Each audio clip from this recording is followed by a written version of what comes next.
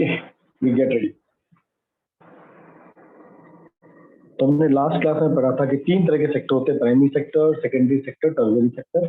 हमारा जो primary sector है वो मेनली एग्रीकल्चर रिलेटेड और अदर लाइक डेयरी, फिशरी, इन सब डिपार्टमेंट से जो डायरेक्ट नेचर से हमको मिलता है, उससे जो इनकम होता है वो हमारे प्राइमरी सेक्टर में आता है। फिर हमारा सेकेंडरी सेक्टर था, मतलब नेचुरल चीजों को जब हम उसको किसी और फॉर्म में कन्वर्ट करते हैं यूजिंग इंडस्ट्री, उसको हम कहते थे सेकेंडरी सेक्टर। और थर्ड होता है प्राइमरी और सेकेंडरी को जो भी सपोर्ट करता है, जो भी सिस्टम सपोर्ट करता है जिसमें कुछ सर्विस किया जाता है, वो आता है हमारे टर्शियरी सेक्टर के अंदर। फिर हमने पढ़ा था एक टाइम स्पेन के अंदर 1973 से लेकर 2013 तक काफी ड्रास्टिक चेंज आया। किस चीज में चेंज आया? वैल्यू में चेंज आया कि पहले प्राइमरी सेक्टर जितना अर्न करता था और अब उसने कितना अर्न कर रहा है। तो हमने रेशो में देखा था कि जो टर्शियरी सेक्टर था उसका रेशो बहुत ज्यादा ड्रास्टिकली इंक्रीज हुआ। तो कई बार ये सोचने में आता था कि क्या यार इतना इन्होंने जीडीपी इनका इंक्रीज हो गया है टर्शियरी सेक्टर का, क्या इन्होंने एम्प्लॉयमेंट भी उतना दिया था, क्या ये इतने लोगों को रोजगार दे पाए? तो यहाँ पर हम इस ग्राफ से देखते थे, नहीं ऐसा नहीं हुआ है। अब देखो इस ग्राफ, हमको एक ग्राफ स्टडी करने भी आनी चाहिए। अगर हम कभी एनालिस्ट बनना चाहें, हमको ग्राफ स्टडी करने भी आनी चाहिए। इस ग्राफ में देखो क्या दिया है। इस ग्राफ में दिया है देश की पहले 1930 में अराउंड 40% जो जीडीपी आता था वो किससे आता था? प्राइमरी सेक्टर से आता था। अब वो रिड्यूस हो गए केवल 15% के आसपास। ठीक है, इसका मतलब ड्रास्टिकली अराउंड 25% का फॉल हुआ है इसमें जीडीपी में। और दूसरा सेक्टर क्या नजर आता है? टर्शियरी सेक्टर जो ओनली 15% था, अभी वो 65% के 65% के आसपास आता है। इससे इंडिकेशन ये निकलता है कि अब प्राइमरी सेक्टर में लोग कम काम कर रहे हैं और टर्शियरी सेक्टर में लोग बहुत ज्यादा काम कर रहे हैं। उस रेशो में लोगों को टर्शियरी सेक्टर मूव कर जाना चाहिए था और प्राइमरी सेक्टर से निकल जाना चाहिए था। बट अगर हम पॉपुलेशन का ग्राफ देखते हैं, मतलब एम्प्लॉयमेंट में, तो पहले 70% पॉपुलेशन एग्रीकल्चर में थी, मोर देन 70। अभी भी मतलब जिस रेशो में देखो 40% से कितना नीचे आ गए हम लोग? 10% पे आ गए, 12% के आसपास आ गए। मतलब हम लगभग 1/4 कम आ गए। 1/4 40 का लगभग 1/4 कितना होता है? 10 होता है। तो मतलब हमारा जीडीपी 1/4 कम हो गया। अगर उसके रिस्पेक्ट में हम लोग देखेंगे एम्प्लॉयमेंट, तो जो 70% का 1/4 कितना होना चाहिए? लगभग मतलब 18-19% के आसपास होना चाहिए, मतलब रफली 18% के आसपास, है ना। पर देखो अभी भी यहाँ पर 2011-12 में कितना है? अभी भी 50% ऑफ द पीपल किसमें एम्प्लॉयड है? प्राइमरी सेक्टर में। इसका इसका एनालिसिस क्या कहता है कि जीडीपी इसका कम हुआ है तो लोग भी कम होने चाहिए, बट लोग उतने रेशो में कम नहीं हुए जितने रेशो में कम होने चाहिए। केवल 18% लोग इस जीडीपी के लिए प्राइमरी सेक्टर में होने चाहिए थे, बट 18% ना हो कि अभी भी still around 50% of the people, इसका मतलब 30% जो पॉपुलेशन है कंट्री की, वो भी अभी अंडर अनएम्प्लॉयमेंट है। तो एनालिसिस कितना तगड़ा है कि लोग खेती कर तो रहे हैं, करते हुए दिख तो रहे हैं, बट एक्चुअल में आउटपुट कुछ नहीं है। मैं एक पेड़ के मैं क्या गया, मैं एक पेड़ के मैं खाली बैठा था, छुट्टी थी मेरी, मैं पेड़ के ऊपर चढ़ा, फिर नीचे आया, ऊपर चढ़ा नीचे आया, ऊपर चढ़ा नीचे आया। मैं दिन भर में कोई काम किया क्या? नहीं। और मैंने दिन भर मेहनत बहुत किया भाई, जिसको ये कहते हैं ना, मैंने दिन भर मेहनत बहुत किया, लेकिन क्या मेहनत किया, आउटपुट क्या निकला? कुछ नहीं। सुबह से पेड़ ऊपर नीचे कर रहा हूँ। इसका मतलब वही हुआ, खेती में लोग दिखते तो हैं कि भाई 50% ऑफ पॉपुलेशन कंट्री की आपकी उसमें है, मतलब क्या कहते हैं उसके, मतलब एम्प्लॉयड दिख रही है, मतलब काम करती हुई दिख रही है, पर काम का काम कुछ नहीं है, उससे पैसा कुछ भी अर्न नहीं हो रहा। दूसरा एनालिसिस क्या कहता है? भाई जीडीपी टर्शियरी सेक्टर का इंक्रीज हुआ 50% से अराउंड 65%। इसका मतलब वहां पर एम्प्लॉयमेंट भी उसी रेशो में इंक्रीज होना चाहिए, और हम देख रहे हैं एम्प्लॉयमेंट उस रेशो में हुआ, पर उतना नहीं हुआ जितना होना चाहिए था, जितना ड्रास्टिक चेंज होना चाहिए था उतना ड्रास्टिक चेंज नहीं हुआ। इसका मतलब अभी भी काफी लोग ऐसे हैं जो, इसका मतलब कि मशीनी मशीनी मतलब इसका मतलब हुआ मशीन सब आदमी का काम ज्यादा कर रही है। अगर मतलब हमारा जीडीपी बढ़ रहा है, अगर हम एक पर पर्सन वैल्यू निकालते हैं, तो पर पर्सन जो व्यक्ति का कंट्रीब्यूशन है वो उतना नहीं है, तो यहाँ पर मैक्सिमम मशीन काम कर रही है। आपके बैंकिंग सिस्टम में एटीएम आपके ज्यादा काम कर रहे हैं। जैसे जो काम पहले कैशियर किया करता था, तो देखो हर जगह कैशियर बैठते थे, है ना, पहले लोग कैश निकालने कैशियर के बाद, आज एक ही कैशियर बैठता है। मैक्सिमम पैसे कहाँ से निकालते हैं? एटीएम से विड्रॉ करते हैं। पहले कैश डिपॉजिट के लिए 2-3 लोग बैठते थे, अब कैश डिपॉजिट भी आपके एटीएम में हो जाता है। और पहले चेक क्लियरेंस के लिए लोग बैठते थे, अभी जरूरत ही नहीं, आपने ऑनलाइन ट्रांसफर कर दिया है। इसका मतलब क्या हुआ, जैसे जैसे अपना ऑटोमेशन बढ़ता जाएगा सिस्टम में, अनएम्प्लॉयमेंट क्रिएट होता जाएगा। तो जितना ज्यादा हमारी सोसाइटी ग्रो करेगी, याद रखना, उतना उसका रिपरकेशन हम सबको आने वाला है। जॉब करने का सबसे बड़ा नुकसान ये है कि अगर आप पढ़े लिखे जॉब करने के माइंडसेट बना रहे हो, तो याद रखना आपको अनएम्प्लॉयमेंट के लिए तैयार रहना है।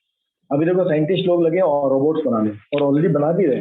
हम रोबोट्स क्यों बना रहे हैं? या रोबोट हमारा काम कर लेगा, हम शायद इसलिए बना रहे हैं रोबोट्स, एग्री?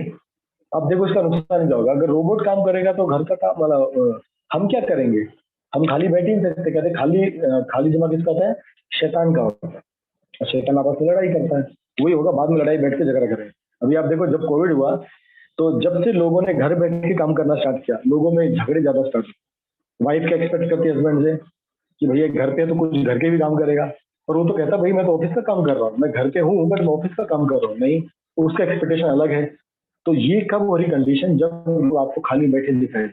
जब घर पे बैठ के काम करोगे ना, आपकी काम करने की अहमियत खत्म हो जाती है। याद रखना हमेशा, फ्यूचर के लिए, आपके फ्यूचर के लिए आपको होता है। ठीक है, चलो गुड। तो हमने पढ़ा था अंडर एम्प्लॉयमेंट क्या था, कि लोग काम करते तो दिखते हैं बट काम नहीं करते। फिर हमने डिसगाइज्ड एम्प्लॉयमेंट भी पढ़ा था। इसमें हमने क्या पढ़ा था कि कुछ लोग, वही सेम चीज, कुछ लोग दिख रहे हैं कि काम कर रहे हैं पर अपने पोटेंशियल के अकॉर्डिंगली काम नहीं कर रहे। इट इज क्लियरली विजिबल कि जो काम दो लोग कर सकते हैं, उस काम के लिए 5 लोग लगे हैं काम करने के। इसको कहते हैं डिसगाइज्ड अनएम्प्लॉयमेंट। ठीक है, अब ये कंडीशन लगभग हर जगह है। अब इसको आगे क्या करना? हमने सारी कंडीशन पढ़ ली कि भैया अब हम देख रहे हैं कि अनएम्प्लॉयमेंट ज्यादा है। ठीक है, अब हम उस प्रश्न पे आते हैं, अब हमको क्या करना चाहिए कि हम लोगों के लिए रोजगार क्रिएट कर पाए। आप बताओ, आपके माइंड में क्या आता है कि हमको रोजगार कैसे मतलब कैसे एम्प्लॉयमेंट आप क्रिएट कर सकते हो? आप अपने क्रिएटिव आइडिया बताओ, बताइए। अब आपको दिख गया कि भैया प्राइमरी सेक्टर में 50% लोग हैं जो एग्रीकल्चर के ऊपर डिपेंडेंट है, पर उसका अगर रेशो देखा जाएगा तो केवल 20% लोग ही काम कर रहे हैं, या 20% लोग ही सफिशिएंट है वो जीडीपी के लिए। तो जो 30% लोग बैठे हैं, आप उनके लिए एम्प्लॉयमेंट कैसे क्रिएट करोगे? मुझे बताइए, आपके थॉट्स बताइए। आप चैट बॉक्स में बता सकते हो।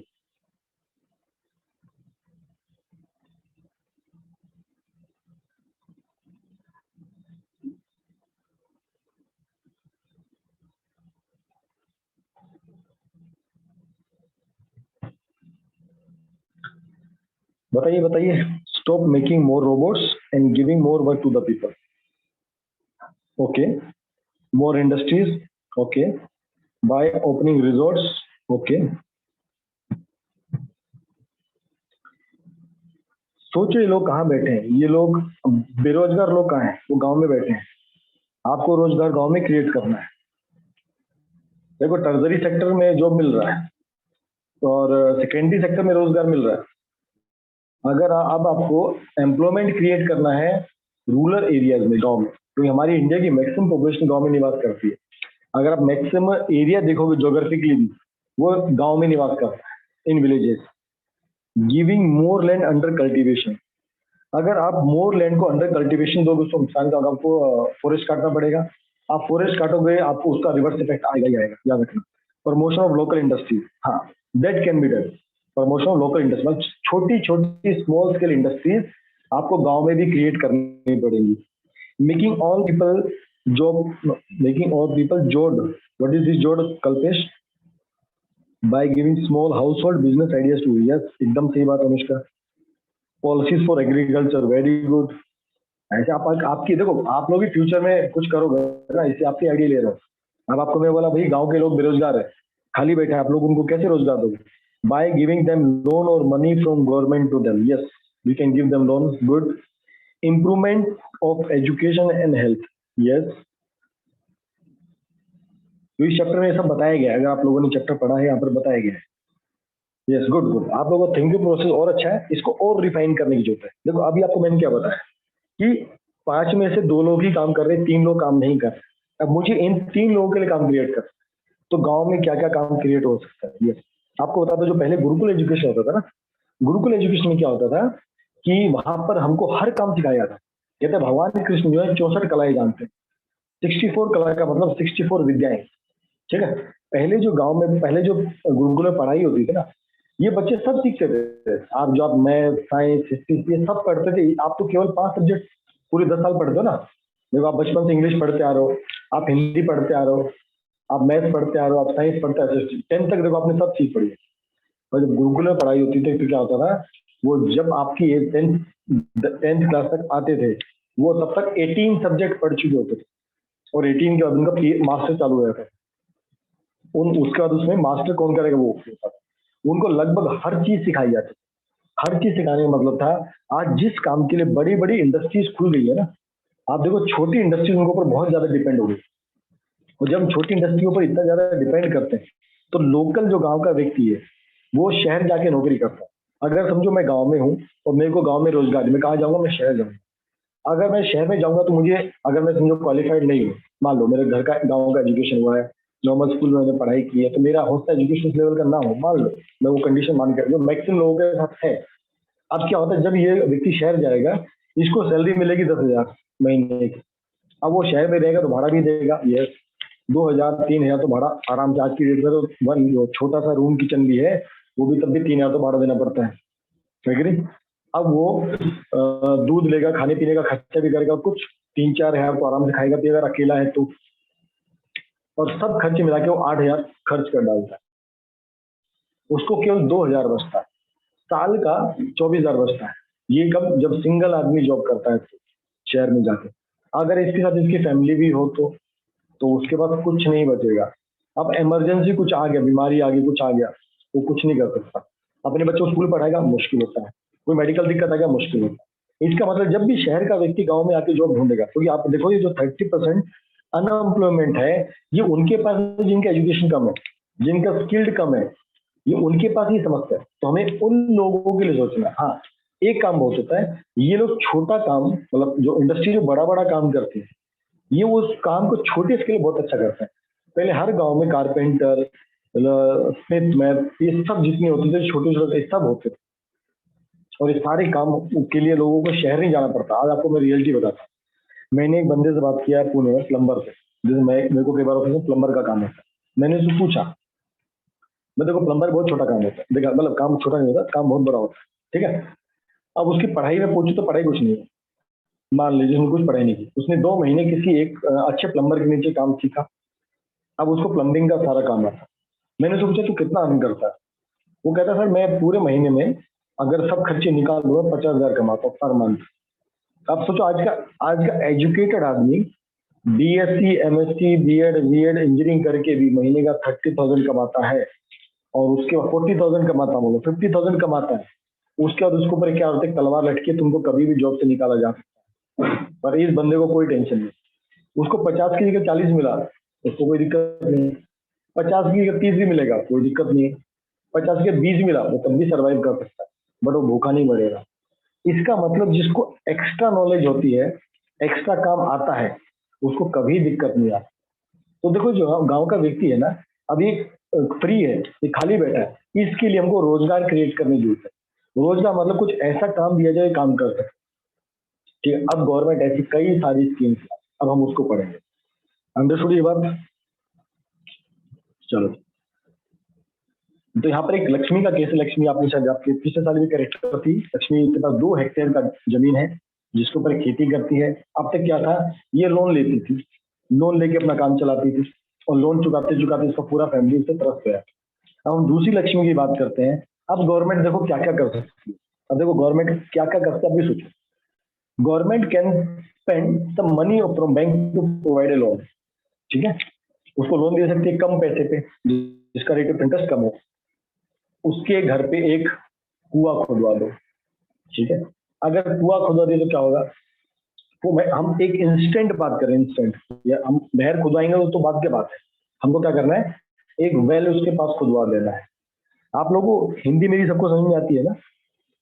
ऐसा तो मैं हिंदी ज्यादा प्रयोग करता हूँ, आपको हिंदी ना समझ में आती हो तो मेरे को लगता है कंफर्टेबल समझाने में हिंदी ज्यादा है, या थोड़ा इंग्लिश बीच में यूज करूँ?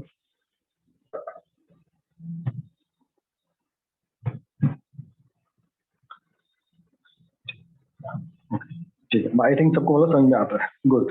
चलो देखो, तो गवर्नमेंट क्या करेगी, एक उसको पता है, अभी अभी लक्ष्मी को अगर खेती करनी है तो खेती के लिए सबसे जरूरत है पानी।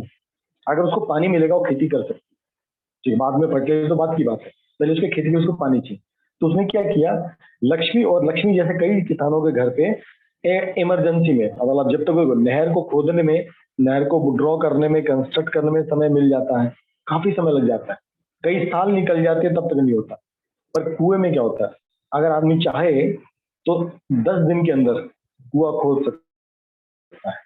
ये फैक्ट बात है। तो अगर गवर्नमेंट चाहे तो इनको पैसा दे, लोन दे, और कहे भाई तुम अपनी अपनी जगह पे आप, और गवर्नमेंट खुद खोद दे। मैं तो बोलता हूँ गवर्नमेंट को उसको बोलने की जरूरत ना पड़े, खुद उनके घर के आसपास जो उनका खेत है, हर एक के खेत को क्या एक एक कुआं दे दें। तो फिर क्या करेंगे, एटलीस्ट अपना खेती बाड़ी स्टार्ट कर सकते हैं, इनको पानी का कोई दिक्कत नहीं, बारिश होगी तभी खेती हो।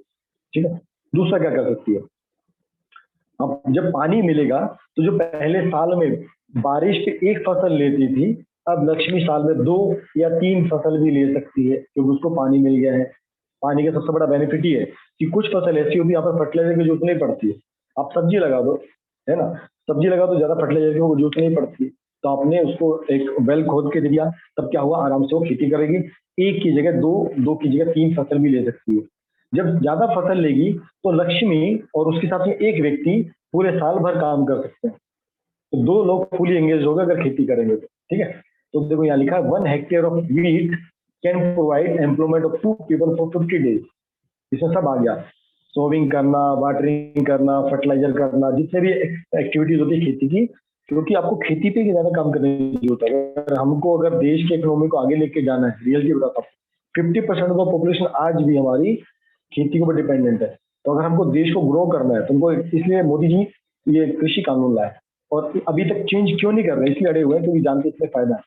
और जो लोग प्रोटेस्ट करते हैं ये मैक्सिमम वो लोग वही हैं जिनको इससे कोई लेना देना नहीं, किसानों को सिर्फ बैठाएगा जरूर और कोई रीजन नहीं।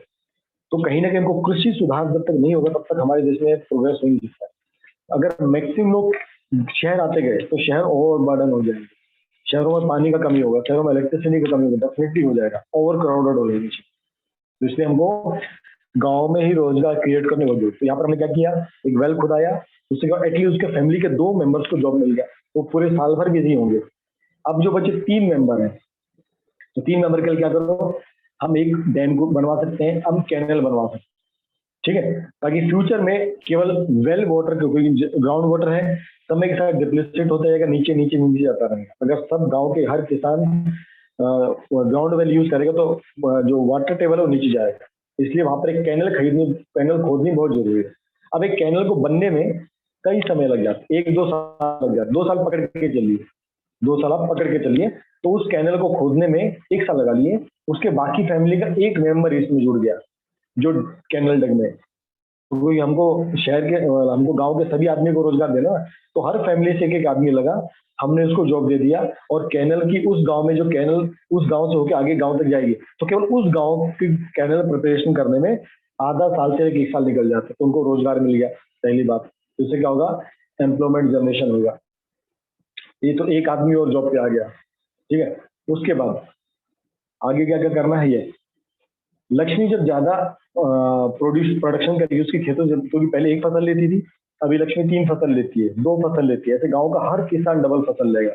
अब क्या करना पड़ेगा, हम क्या कर सकते हैं, गांव के अंदर ही ट्रांसपोर्टेशन और स्टोरेज की फैसिलिटी प्रोवाइड कर सकते हैं। गांव में स्टोर कर दिया, भाई आप अपना अनाज यहाँ पर, फल सब्जी आप यहीं पर जमा करो, आपको शहर जाने की जरूरत नहीं है। आप शहर बेचना चाहो तो आपके लिए ट्रांसपोर्टेशन सिस्टम है, नहीं बेचना चाहो हम यहाँ पर ही आपसे स्टोर करते हैं, आपको अच्छे प्राइस पे आप खरीद कर रख लेते हैं।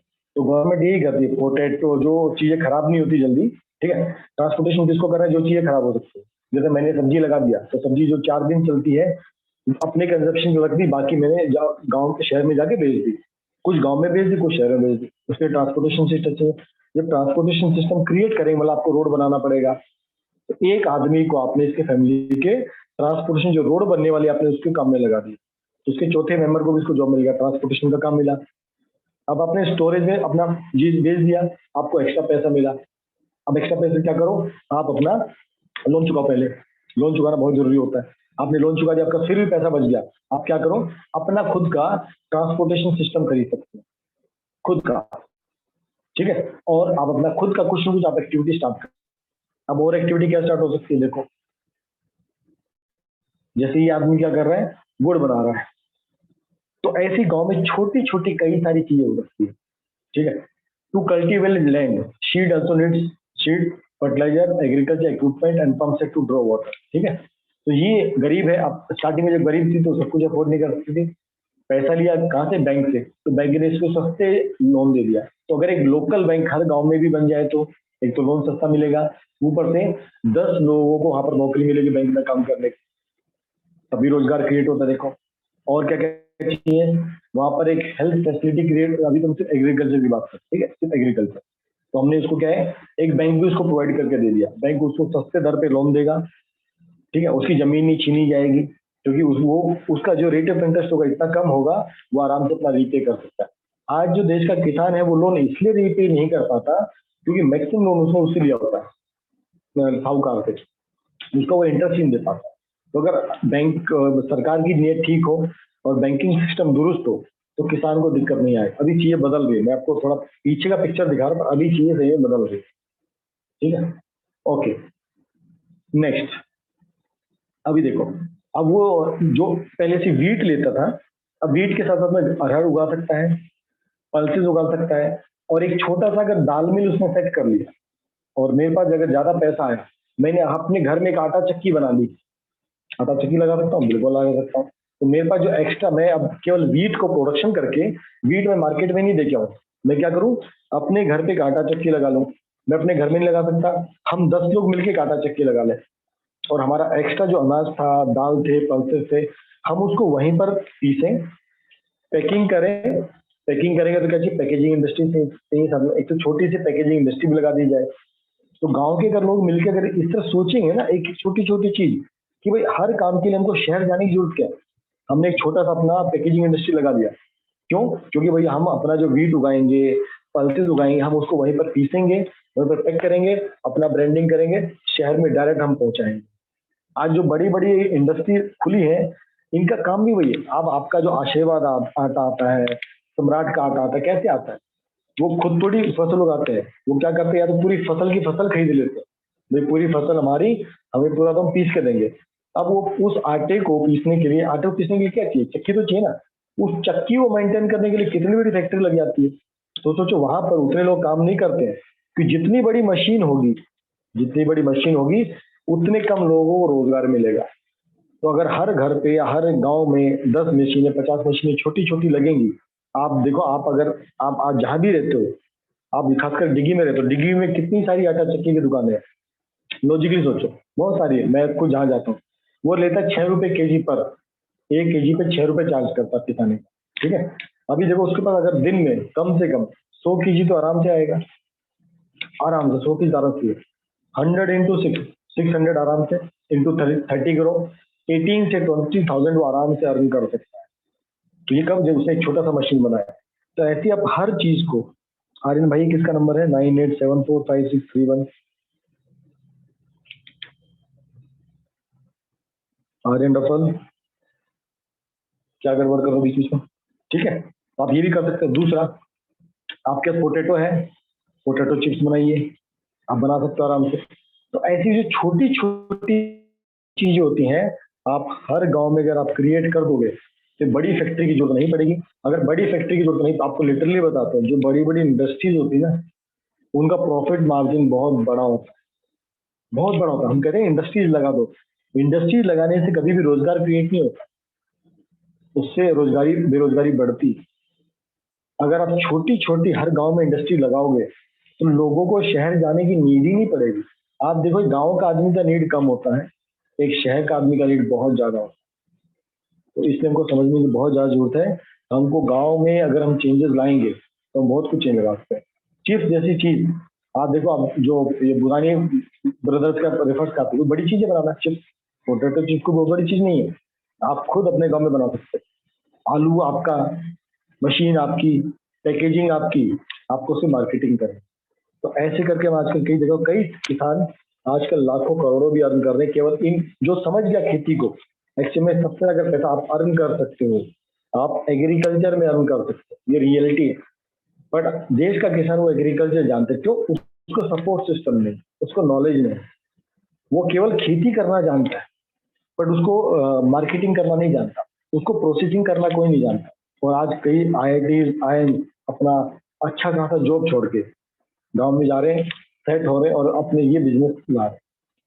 ठीक, और किसान भी आप क्या कर सकते हो, जो कि हर गांव के पास एक फॉरेस्ट एरिया होता था, आजकल तो बहुत कटिंग शटिंग चालू, बट प्रोडक्शन एरिया होता है, वहां पर आप हनी कलेक्शन सेंटर कर सकते, but if the small scale production is then the cost of production also नहीं। ये ऐसा लगता है हमको कॉस्ट ऑफ प्रोडक्शन बढ़ेगा, बिल्कुल नहीं बढ़ेगा। आपका आपका पोटेटो खुद का है, देखो एक बड़ी कंपनी जब खरीदती है, आपसे माल खरीदेगी, उसको वहां का खुद का रेंट, कॉस्टिंग, कितने लोगों का सैलरी, सब कुछ कैलकुलेट करके ऐड होता है। मैं आपको उसने एग्जांपल दिया था, पेप्सी की जो बोतल, इसलिए फार्मर को एजुकेट करने की बहुत जरूरत। पेप्सी की बोतल जो आप 2 लीटर की पीते हो, उसका मार्केट में 90 रुपए प्राइस देते हो, बट उसका कीमत 1 रुपया होता है। 1 रुपया उसका प्रोडक्शन कॉस्ट है, जो कंटेंट होता है उसका। आप पूरी फैक्ट्री का एम्प्लॉय का, अब देखो 1:90 का रेशो, 90,000 ज्यादा वी आर पेइंग मनी। अब इसमें सब इंक्लूड होता है। इसमें आप बताता हूँ, इसमें जो 90 रुपीज है, इसमें से लगभग 80% प्रॉफिट है, 20% आपके रेंट वेंट सब निकल जाता है आपको साथ। आपका खुद का आपका जमीन है, खुद की आपकी फैक्ट्री है, आपकी जो रनिंग एक्सपेंसेस होते हैं दैट आर वेरी लेस, ये ज्यादा नहीं होते। आप 70-80% छोड़ दो, 50% प्रॉफिट मार्जिन भी आप निकालो, ये हर कंपनी का मार्केट है। आप किसी भी स्टॉक मार्केट का एनालिसिस करो, मैं जैसे स्टॉक मार्केट देखता हूँ, तो मैं देखता हूँ यार इनके प्रॉफिट मार्जिन, प्रॉफिट इनका प्रॉपर्टी 40% इंक्रीज हो गई है। आप 40% पकड़ लो, तब भी बहुत बड़ी बात है। तो हमारा गांव का किसान क्या 10% प्रॉफिट मार्जिन पे काम नहीं कर सकता? बिल्कुल कर सकता है, आप सोच के देखो। Understood Amit dear? तो इस तरह आपको क्या करना पड़ेगा, जो लोग खाली बैठे हैं उनको आपको रोज, क्योंकि इनके पास वो क्षमता नहीं है कि खुद रोजगार क्रिएट कर, इसलिए हमको वो एक्शन लेने पड़ते हैं गवर्नमेंट को। इसलिए गवर्नमेंट कैनल डिगिंग का काम करती है, ये ठीक है, बैंक खोलने का काम करती है, ये कई सारे काम करती है, ठीक है। तो यहाँ पर ये सब कर सकते, ये सब बना के दे सकते। और आगे क्या क्या हो सकता है, देखो और भी कई सारी चीजें। हमारा देश का जो मैक्सिमम पॉपुलेशन है, ठीक है, 60% ऑफ पॉपुलेशन का, 60% of population belong to this age, 5 to 35 पकड़ लो आप आज की डेट पर, ठीक है। इसमें से, इतनी पॉपुलेशन में से केवल 51% पढ़ाई करने जाते हैं। क्यों? स्कूल ही नहीं है, टीचर्स ही नहीं पढ़ाने के लिए। एक सर्वे आया नीति आयोग का कि अगर केवल टीचर्स की जॉब क्रिएट कर दी जाए तो 20 लाख जॉब तो तुरंत क्रिएट हो सकते, तुरंत एक दिन के अंदर। अगर आप स्कूल वगैरह क्रिएट कर दो तो एक दिन का 20 लाख जॉब आप क्रिएट कर, तो सोचो कितना बड़ा मार्केट है। लोग कहते जॉब नहीं, जॉब तो है ही है बहुत सारे। दूसरा, health sanitation, health situation, doctor, nurses, health workers, ये हर गांव गांव में होने चाहिए, और गवर्नमेंट क्रिएट नहीं कर। दिक्कत वही है कि अगर हमने गांव को सुधार दिया, दक्षिण में देश में लोग कहते हैं पॉवर्टी है, गरीबी है, वो खत्म हो सकती है। तो उसको राइट डायरेक्शन में चैनलाइज करेंगे। तो ये कब होगा? जब आपको राइट एजुकेशन मिलेगा।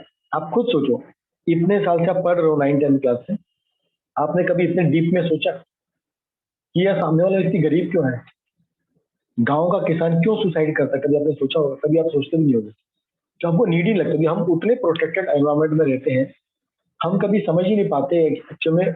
इसलिए गरीब गरीब होता चला गया और अमीर अमीर होता चला गया।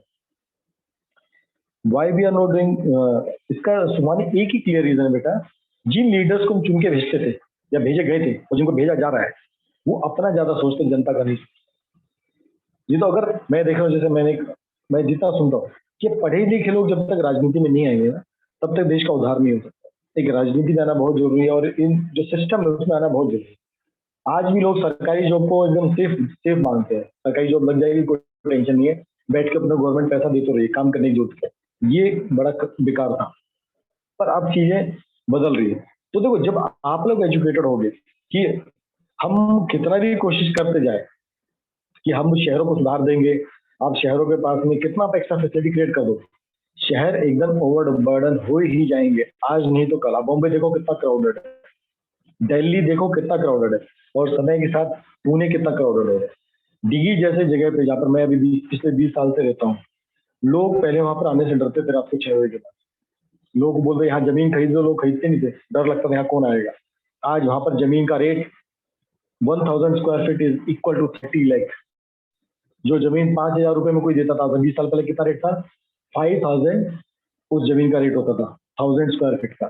आज वहां पर 30 लाख का डिमांड है। I think politician should be also selected by competition. Yes, बिल्कुल, ये अनुष्का एकदम सही आपका थॉट प्रोसेस है।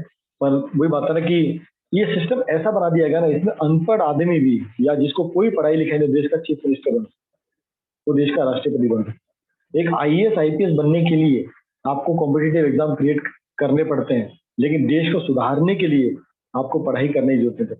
ये बड़ी मतलब ये हमारे देश का दुर्भाग्य कह सकते हो, ऐसा है। अगर इनका भी एग्जाम हो ना, इनमें से एक पास ना हो, 1% मुश्किल से पास होंगे, ये रियलिटी। तभी तो लालू यादव जी जब जेल गए, जिनकी वाइफ पढ़ी लिखी नहीं थी, उनको उन्होंने चीफ मिनिस्टर बनाया। क्या उनकी पार्टी में एलिजिबल कैंडिडेट नहीं थे? बस क्यों नहीं बनने दिया भाई? पूरी पार्टी मेरे पास होनी चाहिए, सबको सत्ता मेरे पास होनी चाहिए। वो तो क्या खा गए? वो तो भैंसों का चारा तक खा गए। मतलब जो भैंसों के लिए पैसा अलॉट हुआ था भाई, इनको चारा खिलाइए, वो पैसा खुद डकार गए।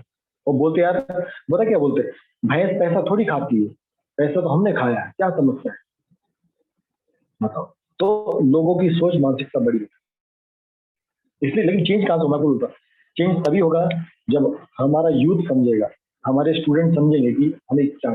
तो देश में बहुत सारी चीजें हो रही हैं और अच्छी चीज हो सकती है, जब इसलिए तो काफी पढ़े लिखे लोग आने की कोशिश करते सिस्टम में। Agree sir, but if this happen then we can't be fully democratic. बेटा, डेमोक्रेसी का मतलब ये नहीं होता कि देश को सुधारना नहीं, है ना। किसने मना किया पढ़े लिखने को? देश में सरकारी स्कूल हैं, पढ़िए। देश का जो लीडर है अपने बेटे को कभी सरकारी स्कूल में नहीं पढ़ाता। वो पैसा तो सरकारी स्कूल के लिए खर्च करता है कि सरकारी स्कूल बनाना है, सरकारी हॉस्पिटल बनाना है। पर क्या इनके बच्चे कभी सरकारी स्कूल में पढ़े? क्या इनके बच्चे कभी सरकारी हॉस्पिटल में ट्रीटमेंट में जाते हैं? क्या नहीं। तो जब देश के लीडर के बच्चे नहीं जा रहे, इसका मतलब उन्होंने देश को बहुत अलग डायरेक्शन में लेके जा रहे हैं। जब ये खुद व्यक्ति अपना ट्रीटमेंट सरकारी हॉस्पिटल में कराएंगे, जब ये खुद सरकारी स्कूल में पढ़ेंगे, तब माना देश सही तरफ जा रहा है कि लीडर सही बैठा है। ठीक है, क्योंकि जब इनका बच्चा उस स्कूल में जाएगा ना, ये स्कूल को चेंज करने की कोशिश करेगा। आप गांव के स्कूल की हालत आप सब जानते हो, मैं भी जानता हूँ। इसलिए तो क्या आप इसको, अमित, आप इसको डेमोक्रेसी कह सकते हो? आपने कहा था सबको समान अधिकार मिलना चाहिए, सबको समान शिक्षा का अधिकार है, तो आपका बच्चा उस समान स्कूल में क्यों नहीं पढ़ता है? कभी भी जो इनका सैलरी होता है बहुत ज्यादा नहीं होता। राष्ट्रपति का सैलरी कितना है? 5 लाख पर ईयर। आपने सुना था कल परसों प्रेसिडेंट कह रहे थे, पिछले एक हफ्ते पहले प्रेसिडेंट कहते हैं मेरी सैलरी है 5 लाख, और उसमें से 2.5 लाख मेरा क्या जाता है? टैक्स जाता है। ठीक है, तो भाई नेताओं के पास इतना पैसा कहाँ से आ गया? कल परसों में एक देख रहा था कि मोदी कैबिनेट में कल 40 काफी लोग एंट्री हुए, उसमें लिखा था उसमें 60% है वो है जिनके ऊपर क्रिमिनल रिकॉर्ड है, और उसमें से 90% करोड़पति। अगर मैं एक एमपी एमएलए की सैलरी जब देखता हूँ ना बच्चा, उनकी सैलरी से वो कभी भी करोड़पति बन नहीं सकते। क्या तुमने कभी किसी को सुना है कि जो आदमी नौकरी कर रहा है करोड़पति बन जाओ? नौकरी करके कोई करोड़पति नहीं बनता। आज हर आदमी अगर पॉलिटिक्स में जाता है पैसा कमाने जाता है। Why government is not applying law for educated politician? वो बेटा नियम इसलिए नहीं बनाती है एजुकेटेड पॉलिटिशियंस के लिए, क्योंकि अगर उन्होंने नियम बना दिया, क्योंकि सबसे पहले वही आउट हो जाएंगे और अपने पैर पे कोई कुल्हाड़ी नहीं मारता। ये रियलिटी है। हाँ, पर हम दुआ करते हैं आने वाले टाइम में ऐसा हो, ऐसी गवर्नमेंट आए जो ऐसा कुछ कानून बनाए। और कब होगा? जब समझदार लोग राजनीति में जाए। और चलो हम राजनीति में नहीं भी जाते मान लीजिए, पर मैंने आपको कहा ना, अगर हमको देश को सुधारना है तो एक्चुअली जब चेंज गांव में आएगा तो गांव का आदमी शहर नहीं जाएगा, और ये बड़ी बड़ी फैक्ट्री छोटी छोटी फैक्ट्री में क्रिएट होंगी। और हर व्यक्ति को देखो, एक सिंपल लिविंग के लिए आपको रोटी कपड़ा मकान अगर मिल जाता है ना, और एडिशनल फैसिलिटी जो आपको चाहिए आज के लिए, तो सब मिल जाता है, वो आपको अपनी जगह पे मिल जाता है। आज जरूरी नहीं हर एक को खेती करने की जरूरत नहीं। एक खेती कर ले, ठीक है, एक छोटा स्मॉल स्केल अपना कारपेंटरी की दुकान खोले, एक गोल्ड स्मिथी का खोले। ऐसे बहुत सारे प्रोफेशंस होते हैं, आप अगर लिस्ट बनाने बैठोगे ना कि यार क्या क्या काम किया जा सकता है, आप देखोगे 50-60 तरह के काम होते हैं। तो ये आप सब, हर व्यक्ति काम कर सकता है, और हर व्यक्ति एक अकेला व्यक्ति सारे काम नहीं कर सकता, उसको टीम तो रखनी पड़ेगी। तो don't you think that it is also our fault that we vote incorrect leaders? हाँ भाई, ये तो सबसे बड़ी विडम्बना है my dear Jay. Sir we can do the change in our vote. पर अभी क्या है ना, वही बोला, मैक्सिमम लोगों तक ये एजुकेशन पहुंच ही नहीं पाते बच्चे। देखो जैसे मैं तुमको आज समझा रहा हूँ, ठीक है, अब मैं, मुझे पता है कि आपको समझा रहा हूँ, कि आपको कभी स्कूल की टीचर ने समझाया ऐसा? रियलिटी बताओ मुझे। और सोचो इस देश में कितने सारे टीचर्स हैं जो आपको चीज बताते होंगे, और आने वाले समय में आप ही लोग वोट देने वाले हैं। तो जब हमको रियलिटी नहीं पता, तो हम कैसे समझेंगे कि हमें एक चेंज लाना है? जैसे गांव के, क्योंकि देखो ये डाटा मैंने नहीं बताया, ये डाटा तो गवर्नमेंट का ही है ना, कि 50% जो अनएम्प्लॉयमेंट है कहाँ पर है? 50% लोग कहाँ पर है? खेती में है। पर जीडीपी कितना है? केवल 12% है। तो इसको जैसे थोड़ा सा भी कॉमन सेंस होगा, बोलेगा हाँ यार 30% लोग तो बेरोजगार बैठे हैं। सिंपल कॉमन सेंस यही कहेगा मेरा।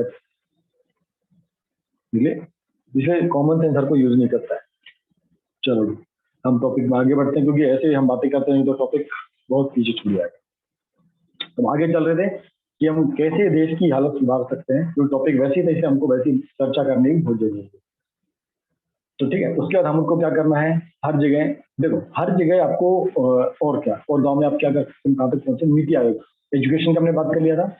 हमने एजुकेशन से हम जॉब क्रिएट कर सकते हैं। आज भी अगर गांव में अगर अच्छे फैसिलिटी के स्कूल क्रिएट किए जाए, तो बच्चा शहर में, आज मैं देखता हूँ मेरे गांव के, खुद मेरे गांव के बच्चे शहर जाके पढ़े। क्यों?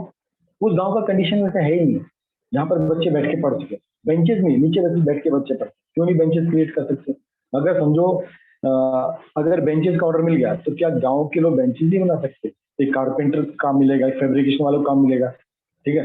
अब वो बेंच जो बनेगी टूटेंगे पक्का, बच्चे मस्ती तो करेंगे करेंगे, तो बेंच टूटेगी भी, इसका मतलब फिर से फैब्रिकेशन वाला बुलाना पड़ेगा, वेल्डिंग वाला बुलाना पड़ेगा, उसका ऊपर का फट्टा भी टूटेगा, तो वो बंदा ही कारपेंटर भी चाहिए, उसके ऊपर पेंट भी मारना पड़ेगा, तो पेंटर भी अपने को चाहिए। तो देखो एक चीज जब क्रिएट होती है तो कितनी सारी चीजें, जब स्कूल की बिल्डिंग बनाओगे अच्छी, तो आपको मेशन भी चाहिए बिल्डिंग बनाने के लिए। अब वहाँ पर आपको ये सब कंस्ट्रक्शन करना है, तो वहाँ पर एक सीमेंट का छोटा सा आपको दुकान भी लगाना पड़ेगा। तो बहुत सारी चीज इंटरकनेक्टेड होती है। तो अगर आप जब जॉब क्रिएशन की बात करो बच्चा, वो केवल एक जॉब नहीं होता, उसके साथ में बहुत सारी जॉब क्रिएट होती है। आप देखो शहर शहर ग्रो क्यों कर रहे हैं? शहर ग्रो इसलिए कर रहे हैं क्योंकि वहां पर हर चीज वहीं पर क्रिएट की जा रही है, ठीक है। शॉप यहाँ पर क्रिएट की जा रही है, फैब्रिकेशन की शॉप यहाँ पर क्रिएट हो रहा है, प्लम्बर यहाँ पर है, सब कुछ है।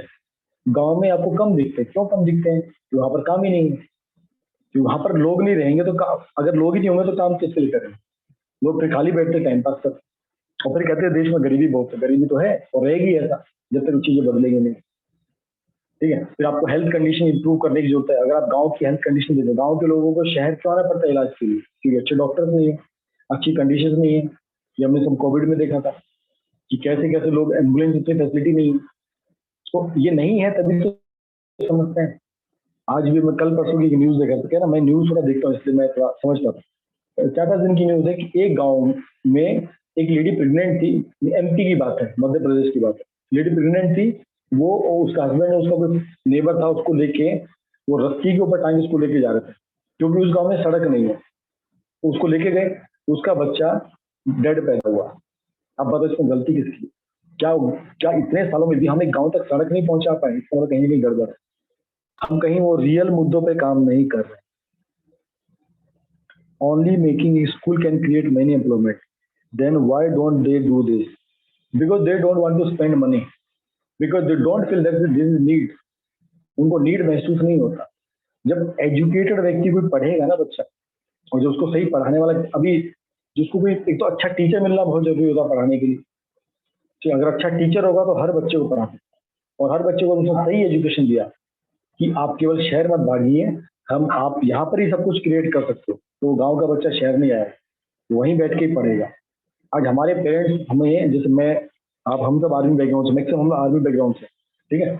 अब हमारे पेरेंट हमको गांव में क्यों नहीं पढ़ा पाए? उनको क्यों लगा शहर में जाना है? क्योंकि शहर के स्कूल उनको अच्छे दिखे। इसका मतलब गांव के स्कूल अच्छे नहीं है ना। इसका मतलब जो लोग आज टीचर बन के बैठे पढ़ाना नहीं चाहते, या नीयत नहीं पढ़ाने की, या वहाँ पर टीचर्स की आज भी टीचर्स की वैकेंसी बहुत कम है। आज भी 20 लाख वहाँ पर जॉब क्रिएट हो सकती है, बट गवर्नमेंट जॉब क्रिएट नहीं कर रही। क्यों? पैसा देना पड़ेगा, है ना, पैसा पे करना पड़ेगा ना गवर्नमेंट टीचर्स को। तो बच्चे समस्याएं बहुत ज्यादा है। चलो गुड। तो हम इसकी बात करते हैं हेल्थ कंडीशन की। तो हॉस्पिटल्स वगैरह, मिनी हॉस्पिटल्स वहाँ पर खोले जा सकते हैं, ठीक है। डॉक्टर्स को रोजगार मिलेगा, नर्सेस को मिलेगा, हेल्थ वर्कर्स तो रोजगार क्रिएट किया जाता है। तो ऐसी एक योजना है, तो गवर्नमेंट ने इन सब, देखो मैं ये नहीं बोला कि हो नहीं रही चीजें, चीजें हो रही है, चीजें हो रही है, ठीक है। अब कैसे हो रही है, अब ठीक है, अब मैं क्या नेताओं की सैलरी पे कमेंट नहीं करना चाहता, क्योंकि उनकी सैलरी बहुत ज्यादा है। एक नेता की सैलरी पूरी की पूरी सैलरी बचती, क्यों? उसका रहने का खर्चा कुछ नहीं है, उसका बिजली का खर्चा गवर्नमेंट पे कर, बहुत सारी चीज गवर्नमेंट पे कर, गाड़ी का खर्चा, पेट्रोल का खर्चा, उसकी सैलरी एज इट इज बच जाती है। तो उसको सैलरी की जरूरत क्या है? एक बार एक इसराइल को, मैं तुमको शायद लास्ट टाइम बताया भी था, है ना, कि एक वहाँ का इसराइल का व्यक्ति आया था पॉलिटिशियन इंडिया में। हमारे इंडियन पॉलिटिशियन से पूछा क्या करते हो? वो तो राजनीति करता हूँ। वो तो ठीक है, करते क्या हो? वो तो राजनीति करता हूँ। अरे नहीं, एक्चुअल में 7 दिन क्या करते हो? वो तो राजनीति करता हूँ। तो ये हमारे देश के नेताओं का जवाब, ठीक है। देश के नेता को जो ये, अगर इसको सर्विस बोल दिया जाए कि राजनीति सर्विस है, देखना सब गायब हो जाएंगे और वही लोग आगे आएंगे जो सही में सर्विस करना है। इसके लिए सैलरी देना बंद कर दो कि भाई पॉलिटिशियन जो नेता रहेगा उसको ऊपर कोई सैलरी नहीं है और उसको कहीं से कट मनी नहीं मिलेगा। भाई कोई प्रोजेक्ट हो उसको पैसा नहीं मिलेगा, उसको मैक्सिमम पैसा तो वहीं से मिलता है। अगर कोई बजट, अगर काम 10 करोड़ का होता है बच्चा, उसके लिए 100 करोड़ अलॉट होता है, 90 करोड़ खाली हो जाते हैं, 10 करोड़ में वो काम होता है, वो भी ढंग का काम नहीं होता, वो भी कई बार गिर जाता है। ये मैं नहीं कह रहा, ये हमारे देश के वन ऑफ द पूर्व राष्ट्रपति कहते थे, नाम याद है आपको? Do anyone remember the name, जिसने स्टेटमेंट दिया था? ये मेरा स्टेटमेंट नहीं, आपको पहले बताया था। यस, देश के प्रधानमंत्री थे राजीव गांधी, आपने सबने सुना होगा, जिनको बॉम्ब ब्लास्ट में मार दिया गया था, ठीक है। तो उन्होंने क्या कहा? उन्होंने कहा था, ये राजीव गांधी जो खुद कांग्रेस के देश के प्राइम मिनिस्टर थे, कहते थे कि हमारी गवर्नमेंट से 1 रुपया जाता है, अगर 1 रुपया जाता है तो गरीब के पास, ये जो हकदार है उसके पास केवल 5 पैसा पहुंचता है। ये देश के प्रधानमंत्री का स्टेटमेंट था, मेरा स्टेटमेंट नहीं है।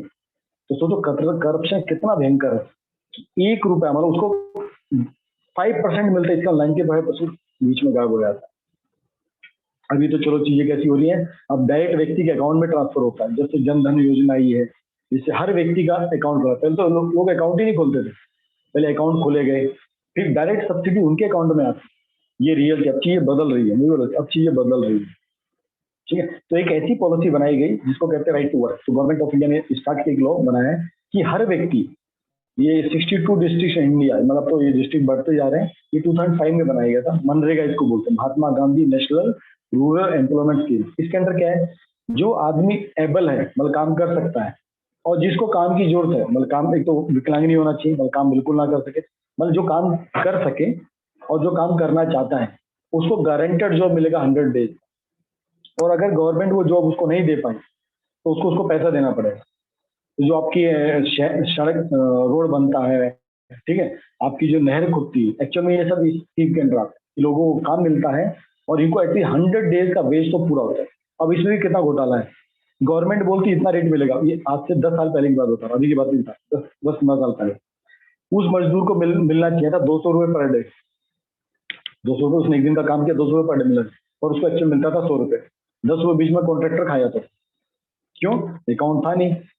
अब देश का प्रधानमंत्री या देश का जो श्रम मिनिस्टर है, मतलब बोलते हैं ना, जो मिनिस्ट्रीज को देखती है, वो तो देखने ही आएगा पर ग्राउंड लेवल पे कितना दिया।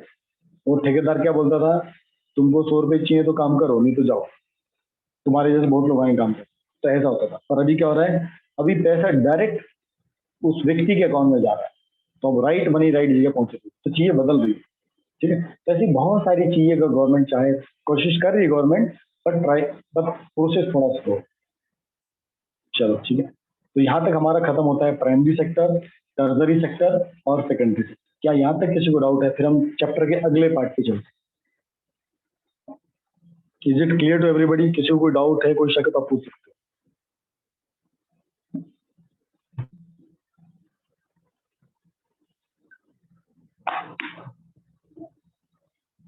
चलो गुड। मैं आपके बैच की खासियत बताता हूँ।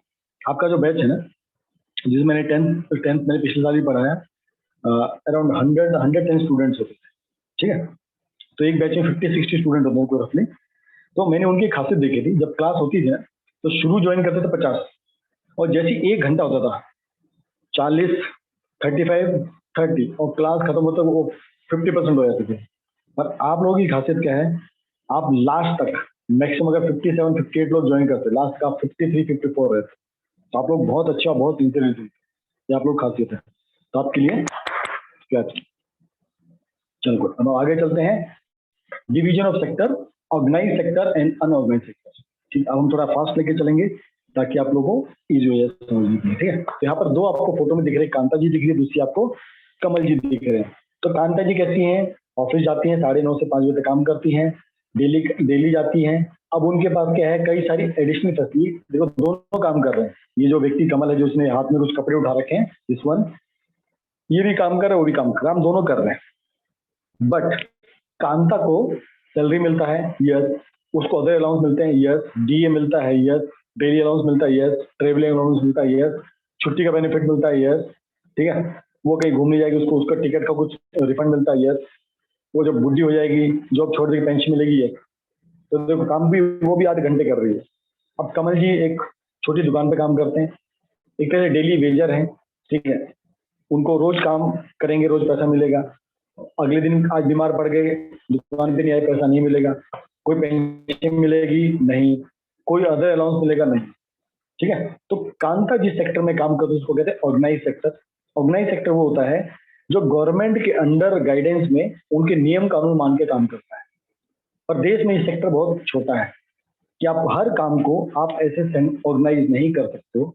देश में कई सारे ऐसे काम होते हैं जो अनऑर्गेनाइज सेक्टर के अंडर में आते हैं, जैसे खुद के काम करना, ठीक है, खुद के छोटे छोटे बिजनेस सेटअप करना। ठीक है, और बड़ी फैक्ट्री जो होती है वो तो सब ऑर्गेनाइज सेक्टर के अंडर में आते हैं। तो इन दोनों मेजर डिफरेंस यही होता है, जो कांता है वो जिस फैक्ट्री में काम करती है उसको कोई उसको निकालेगा तो नोटिस देना पड़ता है, उसका रीजन बताना पड़ता है भाई तुमको क्यों निकाला जा रहा है। तो वो काफी सेफ जोन में काम करती है, सहती रहती है। कमल को कभी भी निकाला जा सकता है, उसके मालिक को उसका चेहरा पसंद नहीं आया, निकाल दो। आज कपड़े अच्छे नहीं पहन के आए, निकाल दो। आज फटी चप्पल पहन के आए, निकाल दो। तेरे से दूसरा व्यक्ति मिल गया तो तुमसे कम सैलरी पे काम करेगा, तुमको निकाल दो। तो ये जो दो सेक्टर्स हैं, तो इनमें नियम कानून होने बहुत जरूरी है। ऑर्गेनाइज सेक्टर तो सारे नियम कानून पालन करता है। कौन से? Factory act, minimum wages act, payment of gratuity act, shop and explain act, तो ये एक्ट हैं कुछ गवर्नमेंट ऑफ इंडिया के। तो यहाँ पर कुछ चीजें लिखी गई है, तो अगर कोई व्यक्ति इनको पालन नहीं करता उसके खिलाफ केस किया जा सकता है। लेकिन जो अनऑर्गेनाइज सेक्टर है उसके ऊपर ऐसा कोई कानून नहीं। तो गवर्नमेंट को धीरे धीरे, एक्चुअली गवर्नमेंट अभी कर रही है, तो धीरे धीरे हर सेगमेंट को किसी ऑर्गेनाइज सेक्टर के अंदर लाने की कोशिश कर रही है। वहां भी वो वहां भी वो रूल्स एंड रेगुलेशन बनाने की कोशिश करी ताकि हर सेगमेंट को उसको अंडर में लेके आए, ताकि लोगों का जो जॉब सिक्योरिटी होता है वो रहे, लोगों को जो सेम जैसे जो लोग काम कर रहे हैं उनको सारे बेनिफिट मिल सकें जो एक ऑर्गेनाइज सेक्टर व्यक्ति को मिलते हैं। नहीं तो व्यक्ति क्या होगा, वो जब तक अनऑर्गेनाइज सेक्टर में काम करता रहेगा या जब तक गवर्नमेंट उसको सपोर्ट नहीं करेगी तब तक क्या होगा, उसका जॉब का हमेशा दिक्कत रहेगा। ये जॉब कैसी होती है, लो पेड होती है, इरेगुलर होती है, आज जॉब पे है नहीं, अगर ये ओवर टाइम करते पैसा नहीं मिलता, इनकी कोई पेड लीव नहीं होती, कोई हॉलीडे लीव नहीं होती, ये सब सिक्योर नहीं होता एम्प्लॉय, कई सारे रीजन होते हैं। तो गवर्नमेंट धीरे धीरे इसके ऊपर काम कर रही है। तो ऑर्गेनाइज सेक्टर मतलब जो गवर्नमेंट के अंडर एक्ट के अंदर काम करता है उसको कहते हैं ऑर्गेनाइज सेक्टर, और जो उसके ऊपर कोई एक्ट काम नहीं करता उसको कहते हैं अनऑर्गेनाइज सेक्टर। इसमें आपके खुद के काम जैसे फार्मर है, लेबर है, ये सब उसके अंडर में आते हैं। चलो हम आगे चलते टॉपिक में। तो how to protect worker in the organise sector. ठीक है, तो वही सारे जो हमने चीजें डिस्कस की कि इन सबको आपको क्या करना है, इन सब के लिए आपको नियम कानून बनाना है, इन सबको भी आपको रूल्स एंड रेगुलेशन लाने। हो सकता है इनके एक्ट अलग बने पर आपको एक्ट तो बनाना पड़ेगा। ठीक है, तो ये सब चीज इसमें पूरा वही लिखा हुआ है, मैं आपको समरी मैंने आपको बता दिया इस चैप्टर में क्या है। जो ये सब आपके एग्रीकल्चर लेबर हैं, स्मॉल मार्जिनल फार्मर्स हैं, स्क्रैप क्रॉपर हैं, आर्टिशियंस हैं, weavers, blacksmith, carpenter, goldsmith. ठीक है, इन लोगों को भी आपको कहीं ना कहीं इस ऑर्गेनाइज सेक्टर में लाना पड़ेगा, इनके लिए आपको एक्ट बनवाना पड़ेगा। कि अदरवाइज क्या होगा, नहीं तो क्या होता है कुछ जगह क्या है, तो जैसे अभी रियल एस्टेट का काम अच्छा चल रहा है, तो जब तक वो बिल्डिंग का काम चल रहा है तब तक इनको जॉब मिलेगा, बिल्डिंग का काम खत्म जाइए, आपके लिए भी कोई काम नहीं। अब ये किसके पास अपनी कंप्लेन लेके जब मेरे को नौकरी चाहिए, तो ये लोग क्या करते हैं, छोटा मोटा काम करना स्टार्ट करते हैं। अभी आप देखो कोविड, देखो कोविड में कितना खतरनाक हाल हुआ कि जो लोग जॉब करते थे, जिनकी जॉब छूट गई, अच्छी खासी जॉब करते थे, अब वो लोग वेजिटेबल बेचने का काम करते हैं। है ना, मतलब काम कोई बुरा नहीं होता, बट मैं आपको ड्रास्टिक चेंज बता रहा हूँ। ठीक है, कई सारे जो आईटी प्रोफेशनल थे, अच्छी अच्छी जॉब कर रहे थे, अब क्या हुआ भाई, आपके जॉब नहीं है, वो घर पे खाली बैठे। अब क्या, पढ़ाई इतनी हो गई, छोटा काम मतलब काम छोटा भी नहीं होता, वही आपको बोला, पर वो काम करने की हिम्मत नहीं जुटा पा रहा कि घर वाले क्या बोलेंगे, सोसाइटी वाले क्या बोलेंगे, मार्केट में जॉब नहीं है। तो ऐसी बहुत सारी चीज हो जाती है क्रिएट मार्केट में, इसलिए गवर्नमेंट को कुछ ना कुछ सोचना बहुत जरूरी है, और गवर्नमेंट सोच रही है, मैं आपको बोला गवर्नमेंट सोच रही है। हाँ, डॉक्टर ने तो सबसे ज्यादा दबा के, डॉक्टर मेडिकल स्टोर में दबा के कमाया। ठीक है, तो आप ये कई सारी चीज आप पढ़ सकते हो, ये मतलब इसमें ऐसा कोई डिटेल नहीं है जो आपको ज्यादा बताने की जरूरत है। ये कई सारे वर्कर्स हैं, इनका नाम आपको होता है, इनके लिए आपको क्या नियम कानून बनाने जरूरत है, तभी आप उनको अच्छी तरह डेवलप कर। ठीक है, अब आपका नेक्स्ट सेगमेंट आता है। देखो, हमने पहले पहले पढ़े थे सेक्टर, प्राइमरी सेकेंडरी टर्सरी, उसमें फिर दो वैरायटी होगी, मतलब उसमें क्या, अगर प्राइमरी सेक्टर है उसमें भी क्या है आपका आएगा, ऑर्गेनाइज सेक्टर, अनऑर्गेनाइज सेक्टर। अगर मैं प्राइमरी सेक्टर की बात करूँ, प्राइमरी सेक्टर में ऑर्गेनाइज क्या हुआ, गवर्नमेंट ने कोई जमीन ले लिया, उसके ऊपर खेती कर रही है, और खेती करने के साथ साथ में क्या कर रही है, वहां पर एम्प्लॉयमेंट दे रही है, वहां पर उसने 100 लोगों को एम्प्लॉय किया, भाई तुम लोग खेती करो, हम तुमको रेगुलर सैलरी देंगे, लगभग सब कुछ देंगे। इसको कहते हैं primary sector in the organise sector. ऐसे गांव ने कोई फिशरी डिपार्टमेंट खोला, फिश डेवलपमेंट खोला, फिश प्रोडक्शन खोला, वहां भी उसने जॉब क्रिएट किया। तो जब गवर्नमेंट ऐसे जॉब क्रिएट करती है with full salary, other allowances, को कहते हैं ऑर्गेनाइज सेक्टर। और किसान जो खुद अपनी खेती करे उसको कहते हैं अनऑर्गेनाइज। जब हम बात करते हैं सेकेंडरी सेक्टर की, सेकेंडरी सेक्टर ऑर्गेनाइज कैसे, जो वेल रेपुटेड कंपनीज हैं जो काम करती हैं।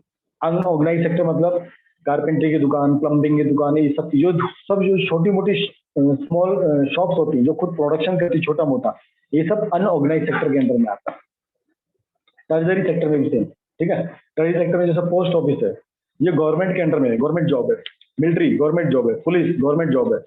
लेकिन एक कुरियर बॉय, डिलीवरी बॉय, ये क्या है, ये ऑर्गेनाइज सेक्टर नहीं है।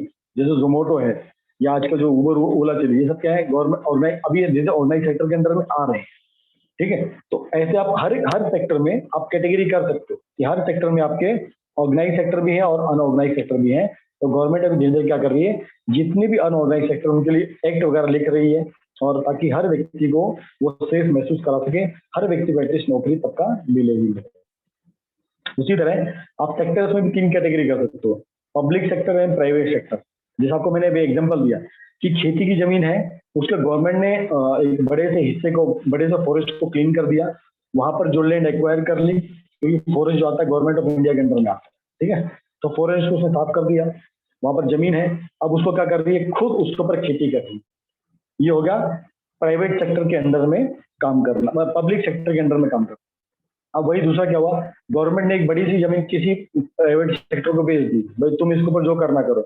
अब प्राइवेट सेक्टर वहां पर अपना प्रोडक्शन करता है, वहां पर अपना सब कुछ उगाता है, तो ये होगा आपका प्राइवेट सेक्टर। ठीक, अमेजिंग जैसे। ठीक है, उसी तरह आपके जितने भी सेक्टर्स होते हैं सब पब्लिक और प्राइवेट आता है। पब्लिक मतलब वो होता है जिसके सारे एसेट, जिसके सारे एसेट, सारी रिस्पॉन्सिबिलिटीज, सारे सर्विस गवर्नमेंट ऑन करती है, तो उसको कहते हैं पब्लिक सेक्टर। आपकी जो बड़ी बड़ी कंपनीज है, BSNL, MTNL, ठीक है, पोस्ट ऑफिस, ये सब आपके भेल, BEL, ये बड़ी बड़ी कंपनीज हैं। आपकी NTPC, ONGC, ठीक है, आपकी BPCL, ये कई सारी कंपनीज है जो गवर्नमेंट इंडिया रन करती है। इसमें सब पूरी रिस्पॉन्सिबिलिटी गवर्नमेंट ऑफ इंडिया की। ठीक है, अब गवर्नमेंट ऑफ इंडिया को ऐसा क्यों करना पड़ता है, क्योंकि कई सारे ऐसे काम होते हैं जो प्राइवेट सेक्टर नहीं कर सकता। जैसे रेलवे ब्रिजेस बनाना, रेलवे चलाना, ठीक है, रोड कंस्ट्रक्शन करना, इनका कॉस्टिंग इतना ज्यादा होता है, प्राइवेट सेक्टर से हाथ नहीं लगा पाता है। ठीक है, बहुत ज्यादा पैसा चाहिए होता है, इसलिए गवर्नमेंट क्या करती है, इनको अपने पास रखती है, ये सारा खर्चा खुद करती है। खर्चा कहाँ से करेगी, जो उसको टैक्स मनी मिलता है वो उससे पूरा खर्चा करती है। ठीक है, तो जो भी सेक्टर, मतलब जो भी काम गवर्नमेंट अपनी ओनरशिप में लेके करती है, सारे एसेट्स गवर्नमेंट के होते हैं, सारी फैसिलिटीज गवर्नमेंट की होती हैं, सारी सर्विसेज गवर्नमेंट की, उसको बोलते हैं पब्लिक सेक्टर। और जहां पर प्राइवेट सेक्टर में क्या होता है, ओनरशिप, डिलीवरी कुछ लोगों के हाथ में होता है, वहां पर क्या नियम कानून होगा, कितनी सैलरी देनी, कुछ नहीं, वो सब कुछ कंपनीज के अंडर में होता है। जैसे टिस्को, टाटा कंपनी है, रिलायंस है, अडानी ग्रुप है, जितने भी बाबा रामदेव है, ये भी सब सरकारी कंपनी है। ठीक है, the purpose of the public sector in not just earn profit. जो प्राइवेट सेक्टर होता है उसका एक ही पर्पज होता है, पैसा कमाना, उसका दूसरा पर्पज नहीं होता। जैसे आपको मैं होता मार्जिन दबा के होता है। ठीक है, उसी तो पब्लिक सेक्टर का मतलब वो पैसा तो कमाना है, पब्लिक सेक्टर भी पैसा कमाना चाहती है, बट वो साथ साथ में एम्प्लॉयमेंट भी क्रिएट करना चाहती है। ठीक है, जो देश के, और कई बार ऐसा होता है गवर्नमेंट जो प्रोजेक्ट करती है उसको फिर उसको एक्स्ट्रा ही पैसा खर्च करना पड़ता है। ठीक है, there are several things needed in the society by which the private sector can not provide at a reasonable cost. जैसे हॉस्पिटल का एग्जांपल ले लीजिए, एक प्राइवेट हॉस्पिटल में इलाज कराना कितना महंगा है, उसके मुकाबले एक पब्लिक सेक्टर, पब्लिक जो हॉस्पिटल होगा उसमें, गवर्नमेंट हॉस्पिटल होगा उसमें इलाज कराना सस्ता पड़ता है। फर्क क्या पड़ता है? अब देखो डॉक्टर तो दोनों एमबीबीएस है, दोनों कोई एमबीबीएस डिग्री ऐसी नहीं मिलती है, आपको एमबीबीएस करना पड़ता है आपको डिग्री मिलती है। अब कई डॉक्टर ऐसे होते हैं जो गवर्नमेंट हॉस्पिटल में काम करते हैं, वहां पर मुश्किल से हाजिरी लगाने आते हैं, 2 घंटा आए कि चले गए, और किसी प्राइवेट स्कूल हॉस्पिटल में जॉब भी करते हैं, ऐसे डॉक्टर भी। तो कहीं ना कहीं कॉस्टिंग बहुत मैटर करता है ये चीजें करने के लिए। ठीक है, जैसे आपका रेलवे हो गया, आपको मैं एग्जांपल दे दिया, construction, road, bridge, railway, harbour, generating electricity. अब कई सारी चीज एक्चुअली प्रवाइवेट सेक्टर के अंदर भी ले आ रही है। ठीक है, जैसे पावर पावर प्रोडक्शन है, अब ये टाटा भी कर रही है, टाटा पावर का खुद का प्लांट है। ठीक है, अडानी भी खुद करता है, अडानी ग्रीन की कंपनी है। तो अब ये कुछ सेक्टर अब धीरे धीरे प्राइवेट सेक्टर के पास आते जा रहे हैं, क्योंकि प्राइवेट सेक्टर पहले अब बहुत मजबूत हो गया। देश जब आजाद हुआ था प्राइवेट सेक्टर उतना मजबूत नहीं था, और अब समय के साथ में प्राइवेट सेक्टर मजबूत होता जा रहा है, और अब इतना मजबूत हो गया है वो गवर्नमेंट से ज्यादा कमा सकता है, क्योंकि वहां पर प्रॉफिट मार्जिन दबा के, मैं आपको पहले कहा ना, गवर्नमेंट की जो कंपनीज होती है प्रॉफिट मार्जिन पे काम नहीं करती, और जो public company private profit margin पे काम करती है, इनका प्रॉफिट भी बहुत ज्यादा होता है। ठीक है जी, we are some activities government has to support, ये आपको मैंने बता दिया है। ये तो यहाँ पर आपका चैप्टर ओवर होता है। क्या आपको इसमें कुछ पूछना है तो पूछ सकते हैं। मेन हमारा पब्लिक, प्राइवेट और टर्नरी सेक्टर था, बाकी सबको उसके ऊपर था। यस, एनीथिंग एल्स जो आपको नहीं समझा, जो आपको पूछना है तो पूछ। All clear?